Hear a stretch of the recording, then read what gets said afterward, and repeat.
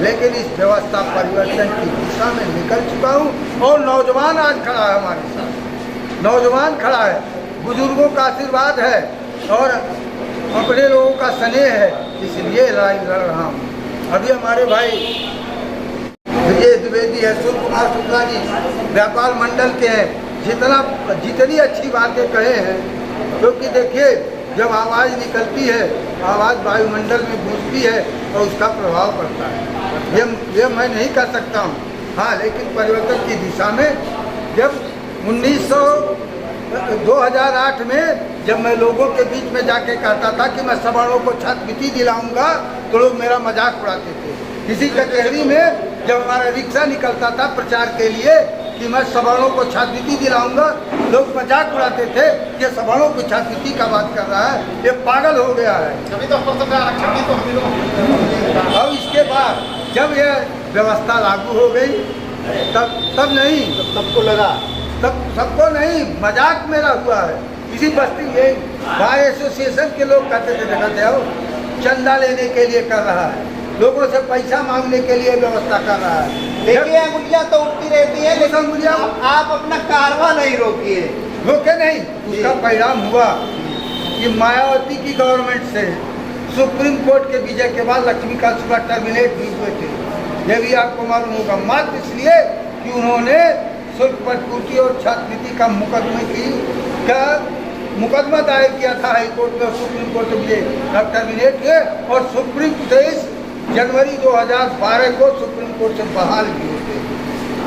और ये यहीं से नहीं, या अब हम निकलेंगे गाँव निकलेंगे और संगम तट पर आने वाली मौनी अमावस्या के बसंत पंचमी के दिन एक विराट सम्मेलन करेंगे, और क्योंकि वहाँ से जो आवाज़ निकलेगी माँ गंगा की कृपा से पूरे देश में क्रांति होगी और क्रांति निश्चित होगी, उसके लिए समय लगेगा।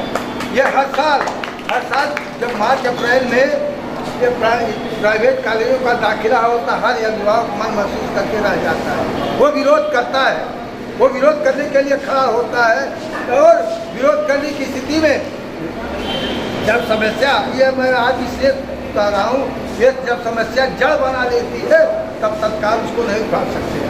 उस जड़ को उखाड़ने के लिए पहले से मेरी तैयारी है, आज से तैयारी है। और अब की बार आशा और विश्वास है, मुझे आशा और विश्वास है कि अब की बार न तो किताबें बदलने दूंगा और न ही रीएडमिशन की फीस लेने दूंगा। सेमेस्टर से ऐसा नहीं होगा। अरे हम लड़ रहे हैं, जनता साथ दिया। भाई लोकतंत्र में परिवर्तन जनता करती है, तानाशाह नहीं हूँ कि मैं जो बोल दूंगा वो हो जाएगा, ऐसा नहीं। लेकिन उस मुहिम की लड़ाई लड़ने की तैयारी में हूँ और लड़ रहा हूँ। अभी आप सुन रहे थे दीनदयाल त्रिपाठी जी को, और उनके साथ यहाँ बहुत सारे तमाम लोग बैठे हुए हैं। कौन है, कोई बोलना चाह रहा है आप लोगों में से? क्या नाम है आपका? राजेंद्र त्रिपाठी हमारा नाम है। राजेंद्र त्रिपाठी जी, अगर क्या चाहते हैं कि जिस तरीके से दीनदयाल जी ने ये कारवां चालू करवाया है, क्या लगता है आपको, युवा भी है, जिस तरीके से समाज में ये चीजें कुरीतियाँ कह लीजिए अगर निकल के आ रही हैं, हल क्या है आपके हिसाब से? अगर दीनदयाल तिवारी जी ने इस लड़ाई को लड़ने के लिए कदम बढ़ा दिया है, तो इस समस्या को ख़त्म करने के लिए हम लोग भी बढ़ चढ़कर इस लड़ाई को लड़ेंगे। क्योंकि आज के ज़माने में एडमिशन हो रहा है, उसके बाद जो किताबें मिल रही हैं, उस किताबों में कमीशन खोरी की व्यवस्था बहुत बड़ी हो गई। आप जाएंगे वहाँ कमीशन स्कूल वाले सेट किए रहते हैं अपने कमीशन के लिए, और कमीशन खोरी से हर गार्जियन परेशान रहता है। उसके बाद में ड्रेस की व्यवस्था में भी कमीशन खोरी है, जूते की व्यवस्था में भी कमीशन खोरी है। तो बताइए गार्जियन कितना कमा पाता है, कितना फीस बढ़ेगा, कैसे लड़के को अपने आगे बढ़ाएगा। तो इसलिए अगर दीनदयाल तिवारी जी इस लड़ाई को लड़ने का प्रयास कर रहे हैं, जारी किए हैं, तो हम लोग भी इस लड़ाई में बढ़ चढ़ कर हिस्सा लेंगे। आप भी स्कूल के प्रबंधक में रह चुके हैं, प्रबंधन में, और खास करके सरकारी, आपका ये सारे विषयों पे क्या कहना है? ऐसे सरकारी नहीं, पूज्य पिताजी संस्थापक थे। 1964 का मेरा आदर्श इंटर कॉलेज है जी। हम सरकारी नहीं, हम समाज के अपने ही लोगों के बीच रह करके पूज्य पिताजी उस विद्यालय को खड़ा किए। और आप तो वहाँ के छात्र भी रहे हैं जी, और हमारे यहाँ मुन्ना पांडे जी हैं, वहाँ के 2 प्रोडक्ट थे, जो एक जिला जज फैजाबाद है जी और एक हाई कोर्ट में, जी। और मुरादाबाद का एसपी मेरे यहाँ का ही प्रोडक्ट। पढ़े लिखे हैं, पढ़े लिखे प्रोडक्ट हैं और पढ़ाई। मतलब प्रोडक्ट कह रहे हैं आप? जी देखिए, प्रोडक्ट माने कि वो एक पेड़ है जी। उस पेड़ से फल निकलते हैं, लेकिन फल जो रहेगा कोई छोटा रहेगा कोई बड़ा रहेगा, लेकिन उस फल को खाने का हक उसी को है जो उस पेड़। एक का तो नाम आपने लिया ही नहीं, जो राजस्थान में है जी, और जो वो भी तो जज ही हैं, जिला जज हैं, जी। पत्नी दोनों। बिल्कुल। और शालिनी मिश्रा आप ही की गाँव की जी। है, जो आपके खैलाबाद में ही समय से बिल्कुल। संजय, जो कि हमारे यहाँ से, हमारे ही परिवार में समझ लीजिए 3 लोग हैं जी, और उसी स्कूल से लगभग पढ़ के लेकिन गए। ये समाज की देन नहीं है, ये आप लोग अपने लोगों के साथ। माननीय दीनदयाल तिवारी हमको जब फोन करते हैं जी। तो मैं नहीं पूछता हूँ आप कहाँ बुला रहे हैं। मेरे परिवार का इतिहास आप जानते हैं, बिल्कुल। कि प्रमुखी, शेरमहीनी और विद्यालय, हम तो वहाँ रहे हैं। जिन बच्चों के पास फीस नहीं रहती थी, कोई नहीं जानता था फीस कौन जमा कर रहा है। ये तो आपका अपना व्यक्तित्व हो गया, आपका अपना प्रभाव हो और गया। दीनदयाल तिवारी जी के साथ जी। मैं नहीं, मेरा नाती भी, ये जीवन को समर्पण करना हुआ, फांसी पे भी लटकना हुआ, ये तो सहयोग दूसरी चीज़ है। सहयोग तो हर आदमी कर सकता है, कोई धन से कर सकता है नहीं। मेरा परिवार समर्पित है, इनके लिए कुछ भी करना पड़े, जी। हमको खौफ नहीं है, ना गवर्नमेंट का, ना किसी पुलिस विभाग का, ना किसी संस्था का। ये हमारे नेता भी हैं, मेरे छोटे भाई भी। भरत जी जो हैं 9 दिन चल करके पहुँचे थे और राम ने उनको राज्य दे दिया। वो राज्य राष्ट्र हित में ये कर रहे हैं, समाज के लिए नहीं, राष्ट्र हित की बात कर रहे हैं।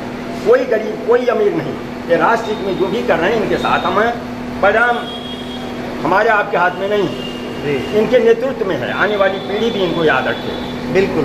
धन्यवाद। क्या नाम है आपका? मेरा नाम पंडित सुनील कुमार भट्ट है। मैं सुनील कुमार भट्ट, एक छोटा सा सामाजिक कार्यकर्ता हूँ इस जनपद का। और आपको अच्छे तरीके से पता है कि जो वृक्ष लहरा रहे हैं ये आपके छोटे भाई चाहिए। वही बात, पहले मैं जीवन पे काम करता था, अब मैं दीनदयाल के साथ काम करूँगा, क्योंकि जीवन के बाद शिक्षा बहुत महत्वपूर्ण है। जन जन में व्याप्त होना चाहिए, हर व्यक्ति ज्ञानी होना चाहिए। यहाँ व्यवसाय, व्यापार और नौकरी विषय नहीं रखता है, शिक्षा विषय रखता है। बुद्धि, मेधा, अगर जिसके अंदर मेधा नहीं है समझिए कुछ नहीं, तो बहुत बड़ा विषय है। और जिस विषय का हनन मैं जानता हूं कि 90 से अब तक जितनी सरकारें हुई हैं इस देश में, प्रदेश में, मेधा का हनन किया है, जो मेरे फंडामेंटल राइट में आता है। रोटी, कपड़ा, मकान और शिक्षा, ये सबसे बड़ा महत्वपूर्ण चीज़ है। और ये पांचों व्यवस्था पूरी तरीके से धराशायी है।